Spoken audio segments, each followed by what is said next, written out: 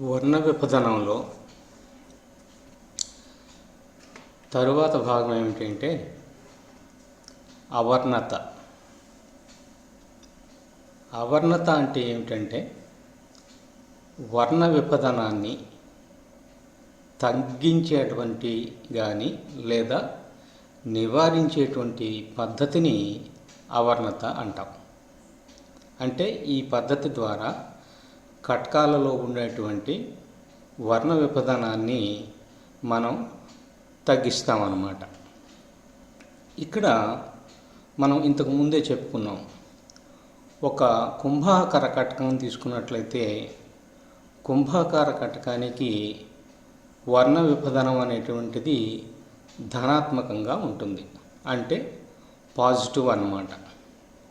అదేవిధంగా ఒక పుటాకార కటకానికి తీసుకున్నట్లయితే పుటాకార కటకానికి ఈ వర్ణ విభజనము అనేటువంటిది రుణాత్మకంగా ఉంటుంది.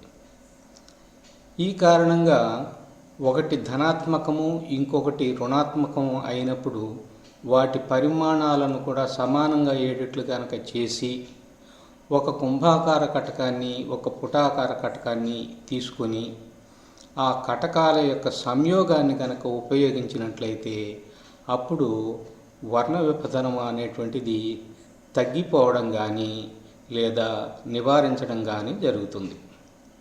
ఇలా చేయడాన్ని మనం ఏమంటున్నాము, అవర్ణత అనేటువంటిది అంటున్నాం. అవర్ణత విషయంలోకి వచ్చేసేటప్పటికీ అవర్ణతని రెండు రకాలుగా తగ్గించవచ్చు. రెండు రకాలుగా అంటే కటక సంయోగాలను వాడేటువంటి పద్ధతి అన్నమాట. ఒకటి అవర్ణక యుగ్మము. అవర్ణక యుగ్మము అనేటువంటి దాంట్లో ఒక కుంభాకార కటకాన్ని ఒక పుటాకార కటకాన్ని రెండింటినీ కూడా దగ్గరగా ఉంచి, అంటే వాటి మధ్య దూరం ఏమీ లేకుండా చేసి ఆ సంయోగాన్ని ఉపయోగించేసి మనం అవర్ణతను పొందవచ్చు లేదా వర్ణ విభజనాన్ని నివారించవచ్చు. ఇక రెండవ పద్ధతి ఏమిటంటే అవర్ణక సంయోగం. ఇక్కడ అవర్ణక సంయోగంలో రెండు కటకాలు ఉంటాయి. ఆ రెండు కటకాలని కొంత దూరంలో ఉంచుతాం. ఇక్కడ రెండు కటకాలు కుంభాకార కటకాలైనా కావచ్చు లేదా రెండు వేరువేరుగా అయినా సరే ఉండొచ్చు. వేరువేరుగా అంటే ఒకటి కుంభాకారం ఇంకొకటి పుటాకారం అట్లయినా కూడా ఉండొచ్చు.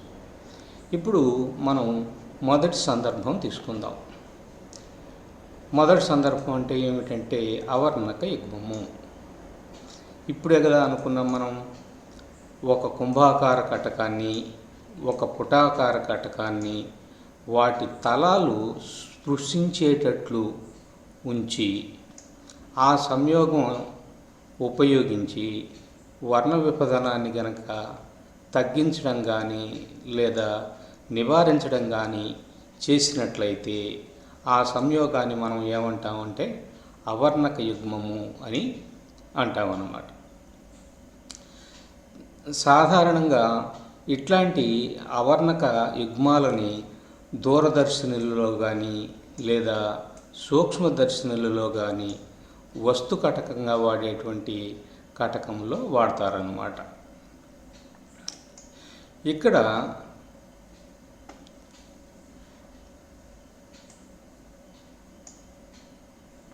చూడండి, మనం సంయుక్త కాంతి లేదా తెల్లని కాంతి అనేటువంటి విషయం మనకి తెలుసు. ఇక్కడ నేను రెండు కటకాలను తీసుకున్నాను. ఇదిగో చూడండి, ఇక్కడ కుంభాకార కటకం ఒకటి, ఇది కుంభాకార కటకము. దీని నాభ్యంతరము F1 అనుకోండి.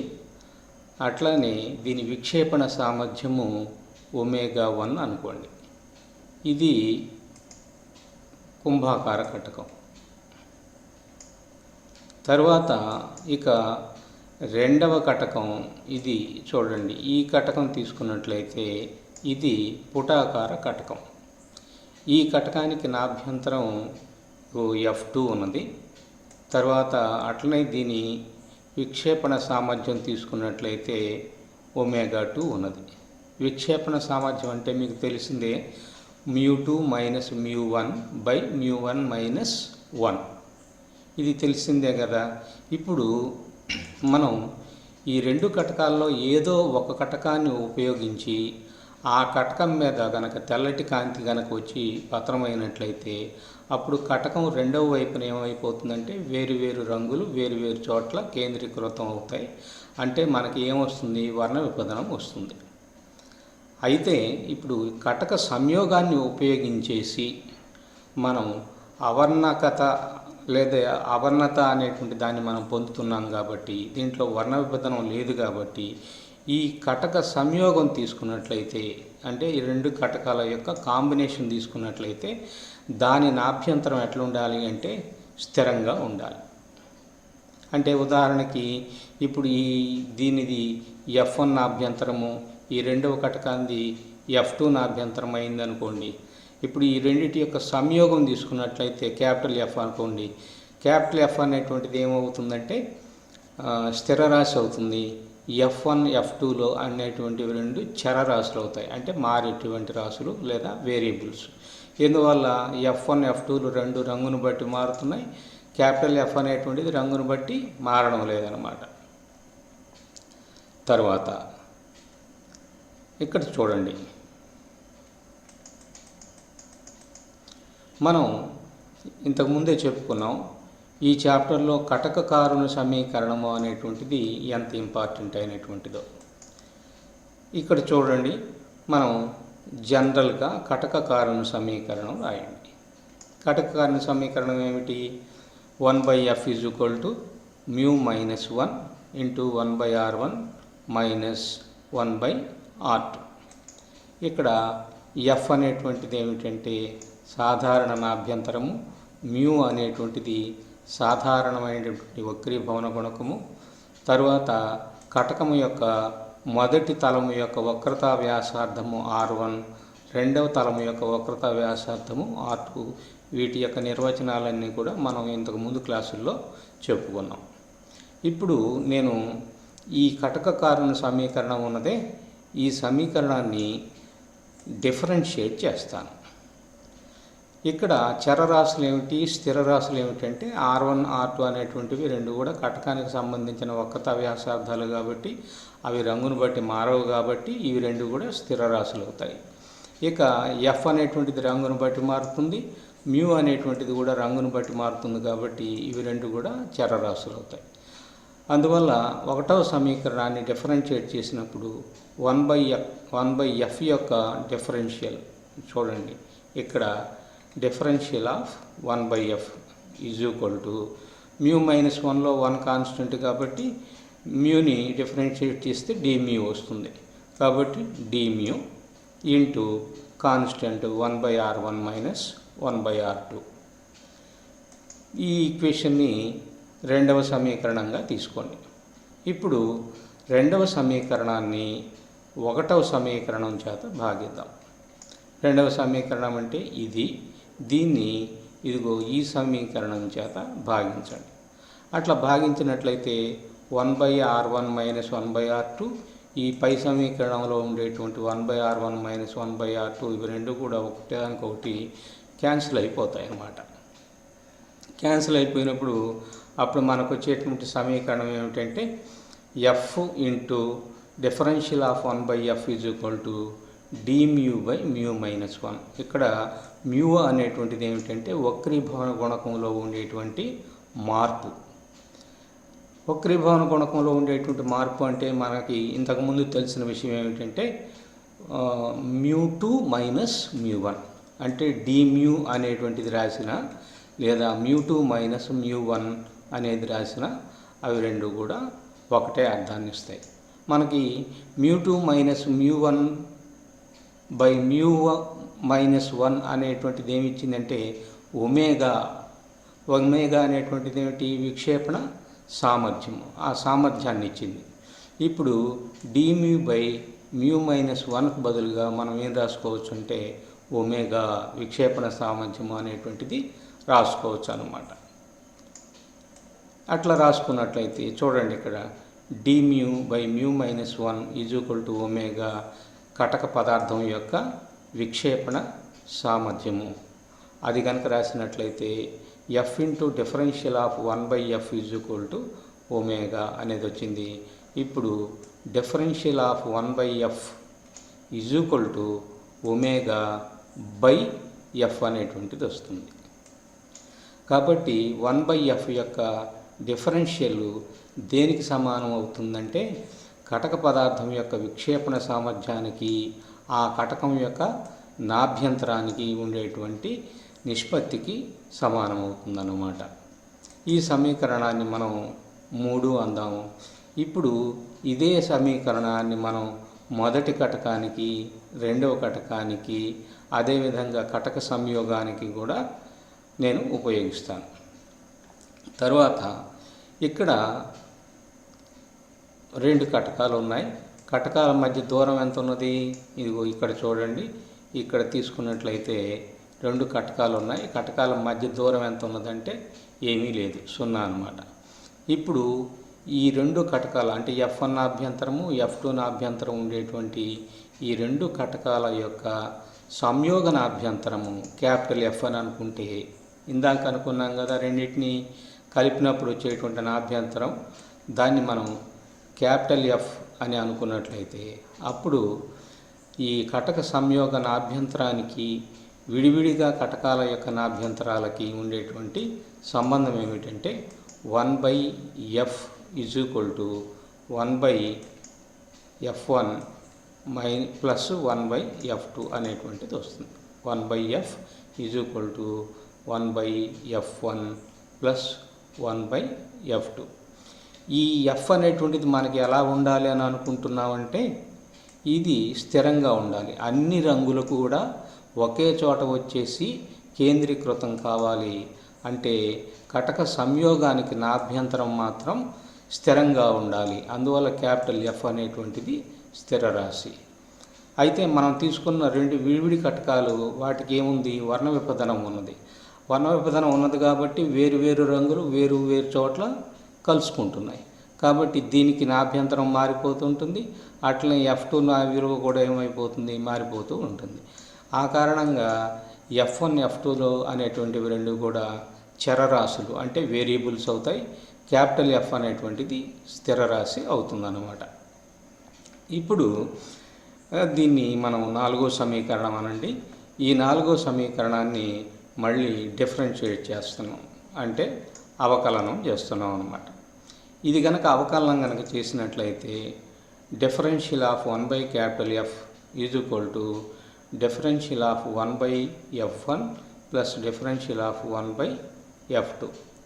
తర్వాత ఇక్కడ చూడండి, ఈ 3వ సమీకరణంలో differential of 1/F is equal to omega by F. అయితే అప్పుడు మొదటి కటకానికి తీసుకున్నట్లయితే differential of 1/F1 is equal to అనేటువంటిది దేనికి సమానం అవుతుంది? మొదటి కటకానికి సంబంధించినటువంటి రాశులు. విక్షేపణ సామర్థ్యము ఒమేగా 1, దాని అభ్యంతరము F1, ఒమేగా 1/F1. అదేవిధంగా డిఫరెన్షియల్ ఆఫ్ 1/F2కు రాసుకున్నట్లయితే ఒమేగా 2 అంటే ఆ 2వ కటకం యొక్క విక్షేపణ సామర్థ్యము, తర్వాత దాని యొక్క నాభ్యంతరము, ఈ రెండింటికి ఉండేటువంటి నిష్పత్తి తీసుకుంటున్నాం. తర్వాత క్యాపిటల్ ఎఫ్ అనేటువంటిది రంగును బట్టి మారకూడదు అని అనుకున్నాం కాబట్టి ఇది స్థిర రాశిగా తీసుకోవాలి. కాబట్టి అప్పుడు differential of 1/F is equal to ఏమైపోతుంది? 0 అయిపోతుంది. కాబట్టి omega 1/F1 plus omega 2/F2 is equal to ఎంతకు సమానం అవుతుందంటే 0కు సమానం అవుతుంది. ఇప్పుడు దీంట్లో చూడండి, ఒమేగా 1/F1 ఒకవైపుకి తీసుకొచ్చేసి ఒమేగా 2/F2 అనేటువంటిది ఇంకొక వైపుకి కనుక తీసుకొచ్చేసి అప్పుడు F1/F2 కనుక రాసినట్లయితే అప్పుడు F1/F2 ఈజ్ ఈక్వల్ టు ఏమవుతుందంటే మైనస్ ఒమేగా 1/ఒమేగా 2 అనేది వస్తుందన్నమాట.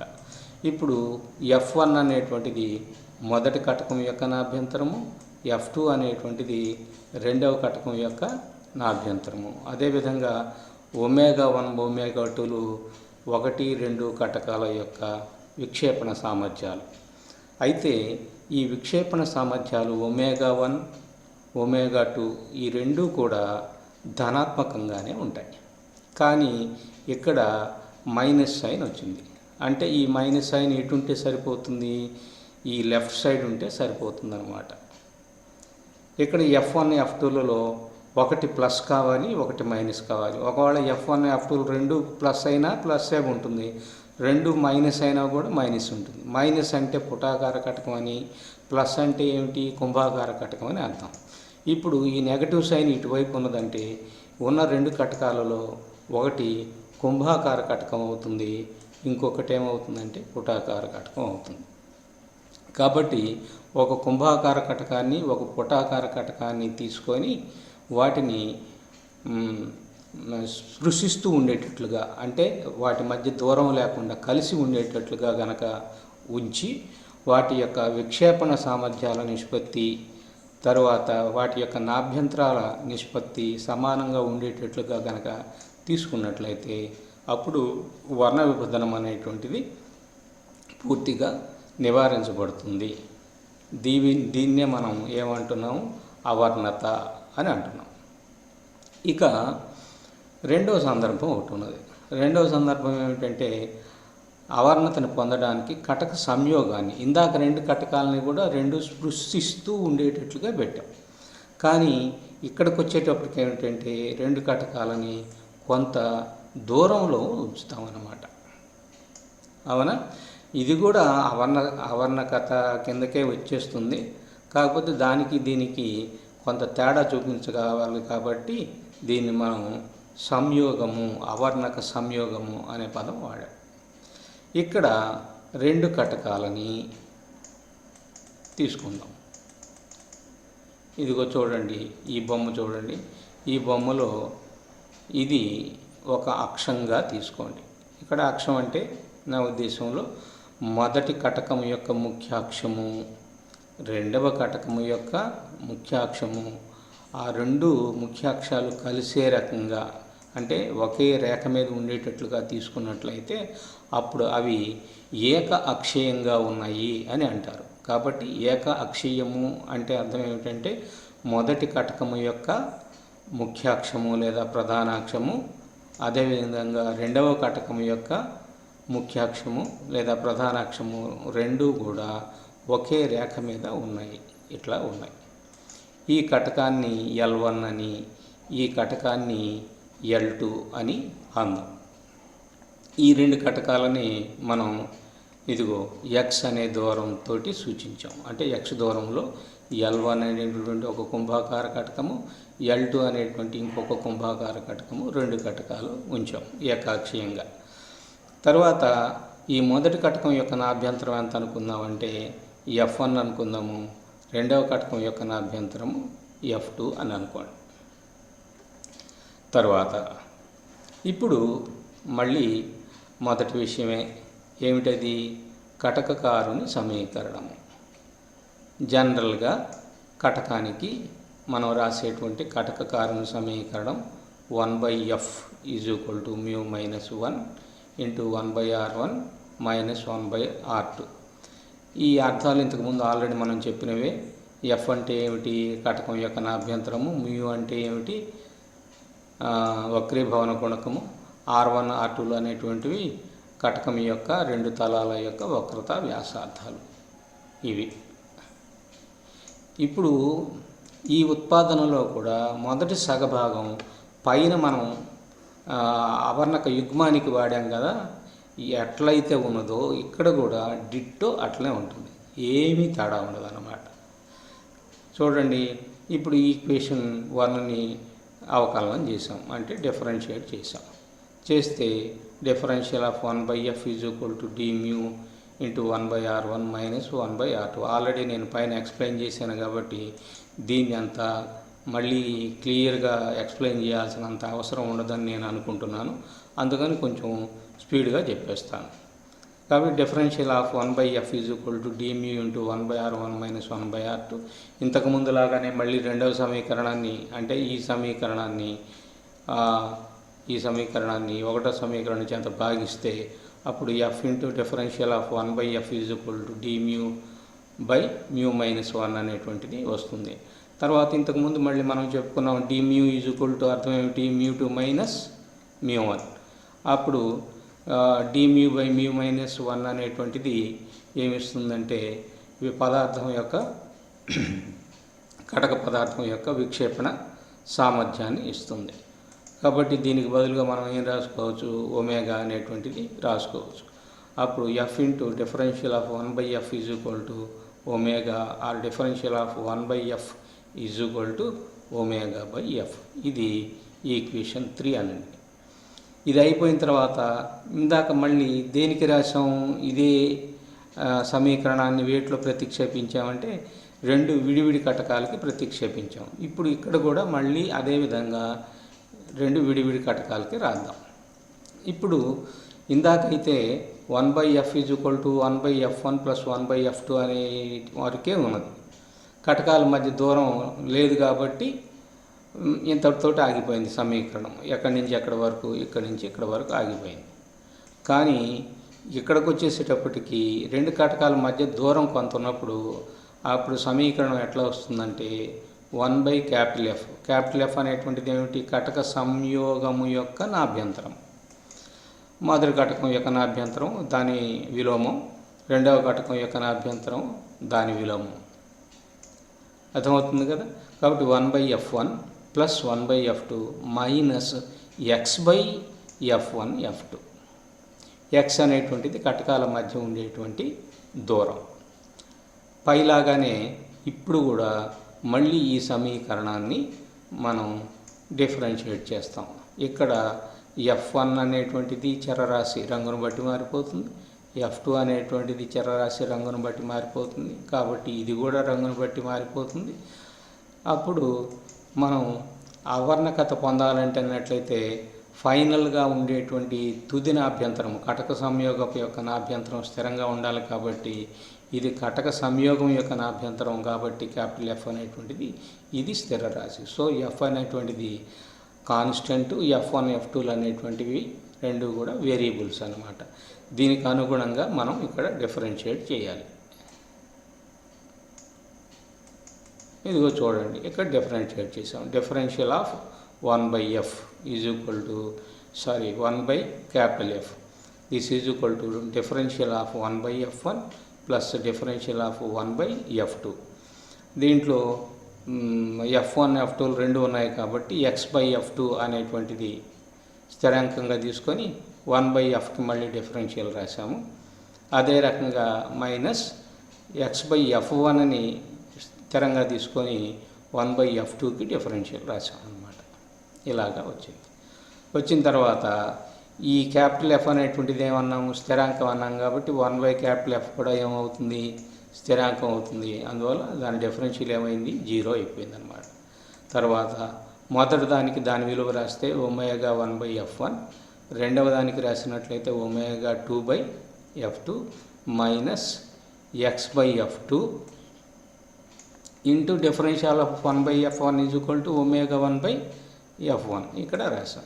అదే రకంగా రెండవ దానికి డిఫరెన్షియల్ ఆఫ్ 1/F2కు బదులుగా ఒమేగా 2/F2 కనుక రాసినట్లయితే minus x/F1 into omega 2/F2 అనేటువంటిది వచ్చిందన్నమాట. ఇంతవరకు అర్థమైంది కదా. ఇప్పుడు చూడండి, ఈ నెగటివ్లు ఉండేటువంటివి ఒకవైపుకి, ఈ పాజిటివ్లు ఉండేటువంటివి ఒకవైపుకి రాసేద్దాం. ఈ నెగటివ్లు అదర్ సైడ్కి కనుక తీసుకెళ్తే ఏమవుతాయి, పాజిటివ్లు అయిపోతాయి. కాబట్టి omega 1/F1 plus omega 2/F2 is equal to x/F2 into omega 1/F1 plus x/F1 into omega 2/F2 అవుతుంది. ఇప్పుడు ఎడమ వైపున ఏం చేస్తారంటే LCM కట్టేసి కలపండి. అప్పుడు ఇదేమవుతుందంటే ఒమేగా 1 F2, తర్వాత ఇక్కడేమొస్తుంది ఒమేగా 2 F1. కాబట్టి ఈ ఒమేగా1 F2 plus ఒమేగా2 F1 by F1 F2 అనేటువంటిది ఇక్కడ వస్తుంది. తర్వాత ఈ రెండవ దాంట్లో ఏం చేస్తారంటే రెండిట్లో కూడా F1 F2 కామన్గా ఉన్నది కాబట్టి దాన్ని కామన్గా కింద రాసేస్తే ఇక పైన ఎక్స్ అనేటువంటిది కూడా ఉమ్మడిగా ఉన్నది, కామన్గా ఉన్నది, దాన్ని కూడా బయటికి తీసేస్తే అప్పుడు ఇక్కడ పైన ఏమొస్తుందంటే ఒమేగా1 ప్లస్ ఒమేగా2 అనేటువంటిది వస్తుంది. ఇప్పుడు ఈ F1 F2 ఇటువైపు ఉండేటువంటి F1 F2 ఇవి రెండు కూడా ఒకదానికొకటి క్యాన్సిల్ అయిపోతాయి. క్యాన్సిల్ అయిపోయిన తర్వాత ఇక ఎక్స్ని మనం కరెక్ట్గా రాసినట్లయితే అప్పుడు ఏమొస్తుంది ఒమేగా1 F2 ఇదనమాట ప్లస్ ఒమేగా2 F1 బై ఒమేగా1 ప్లస్ ఒమేగా2. ఇది సాధారణమైనటువంటి సమీకరణం. అంటే ఎట్లాంటి కటకాన్ని తీసుకున్నా అంటే కుంభాకారమా పుటాకారమా అనే దాంతో సంబంధం లేకుండా, మనం ఏ పదార్థాన్ని తీసుకున్నా అనే దాంతో సంబంధం లేకుండా ఇది జనరల్ సమీకరణం అన్నమాట. కాబట్టి ఈ సమీకరణాన్ని కనుక సంతృప్తి పరిచే విధంగా రెండు కటకాలను తీసుకొని వాటి మధ్య దూరాన్ని కనుక నిర్ణయించినట్లయితే ఆ కాంబినేషన్లో వర్ణ విభజనం అనేటువంటిది బాగా తగ్గించబడడం కానీ లేదా పూర్తిగా నివారించబడడం కానీ జరుగుతుంది. ఇప్పుడు ఒక చిన్న స్పెషల్ కేసు తీసుకుందాం. ఇప్పుడు రెండు కటకాలు తీసుకున్నాం కదా, ఆ రెండు కటకాలు ఒకే పదార్థంతో కనుక చేయబడి ఉన్నట్లయితే ఆ పదార్థాల యొక్క విక్షేపణ సామర్థ్యాలు ఎలా ఉంటాయి, సమానంగా ఉంటాయి. అంటే ఒమేగా1 ఏమవుతుంది, ఒమేగా2 అవుతుందన్నమాట. ఈ ఒమేగా1 ఒమేగా2 అనేటువంటి దాన్ని జనరల్గా ఒమేగా అనే పదంతో కనుక మనం రాసినట్లయితే అప్పుడు ఒమేగా1 ఒమేగా2లకు బదులుగా ఏం రాయొచ్చు, ఒమేగా రాసేయచ్చు అనమాట. అప్పుడు ఈ సమీకరణంలో ప్రతిక్షేపిస్తే ఒమేగా F2 ఇక్కడ ఒమేగా1 ఉన్నది కాబట్టి దాని స్థానంలో ఏం రాసాం, ఒమేగా. అట్లనే రెండవది ఒమేగా2 స్థానంలో కూడా ఇక్కడ ఒమేగా. అలానే డినామినేటర్లో ఒమేగా1కు బదులుగా ఇక్కడ ఒమేగా2కు బదులుగా ఒమేగా రాసేసాం. అప్పుడు ఎక్స్ ఏమైపోయింది, omega F2 plus omega F1 by omega plus omega అనేది వచ్చింది. Omega plus omega 2 omega. పైన ఒమేగా కామన్గా బయటికి కనుక తీసేసినట్లయితే అప్పుడు omega into F1 plus F2 అనేది వస్తుంది. ఈ ఒమేగాని ఈ రెండింటిని క్యాన్సిల్ చేసినట్లయితే అప్పుడు కటకాల మధ్య ఉండేటువంటి దూరం ఎక్స్ F2 ప్లస్ F1/2 అని కానీ లేదా F1 ప్లస్ F2/2 అని కానీ రాయొచ్చు. అంటే రెండు కటకాలని కొంత దూరంలో ఉంచి వర్ణ విభజనాన్ని నివారించాలంటే ఆ కటకాలని ఎంత దూరంలో ఉంచాలంటే ఆ రెండు కటకాల యొక్క నాభ్యంతరాల సగటు విలువ ఎంతైతే ఉంటుందో ఆ విలువతో సమానంగా ఆ రెండు కటకాల మధ్య దూరాన్ని ఉంచినట్లయితే అప్పుడు వర్ణ విభజనం అనేటువంటిది నివారించబడుతుందన్నమాట. ఇంతటితోటి వర్ణ విభజనము అనేటువంటి భాగం అయిపోయింది.